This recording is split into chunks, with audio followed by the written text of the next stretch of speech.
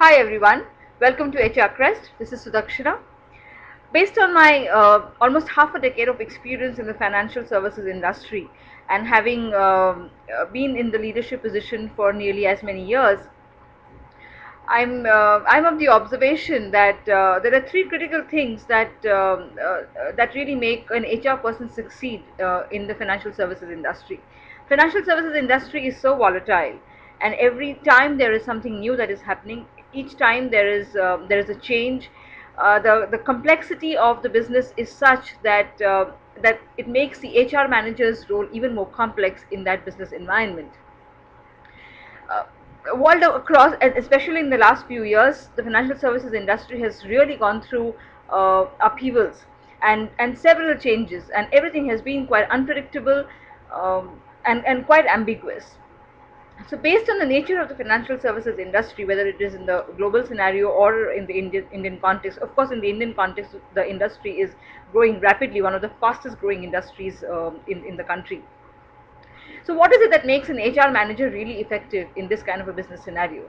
And this industry is not meant for everybody. That's something that I have learned. This requires certain specialized skills to be able to do well, to be able to work as a business HR person, especially. Of course, in the design aspects, there could still be people who can come in and be effective, but especially in the business HR context, it requires really specialized skills to be able to create that impact and make it a success story. In my view, there are three critical qualities that the HR manager must possess to be able to succeed in the financial services industry. As I said, that the nature of the industry is complex, and most of the times things are something that are not, there is no precedence. So the person who has to who takes up this challenging assignment of managing the business in the financial services industry has to be able to be one who thrives on newness. Each day there is something new. Each day there is a new challenge. Each day there's a new complexity. Each day requires the person to be able to unlearn and learn new things. So somebody who thrives on the newness quotient of a role can actually find this place more suitable. The second is somebody who is tolerant to ambiguity, because often there are less information, inadequate information. Often there are situations which do not have a precedence. There are situations where the facts are not in place. So it's quite ambiguous. Somebody who does not know how to deal with ambiguity, this industry is not for that person. So second aspect is to be able to tolerate to ambiguity. Third, anything that one does in this industry, it has to be absolutely effective. It's like we are, as HR people, we are often tempted to be able to be loyal towards that best design or the best framework, but more often than not the best framework may still be inadequate in an industry like this. So one has to be absolutely effective.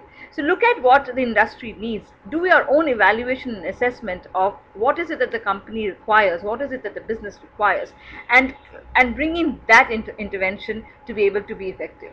Even the best of interventions, if it is not effective in this industry, it will not really see the light of the day, and it will never have a buy-in from the business.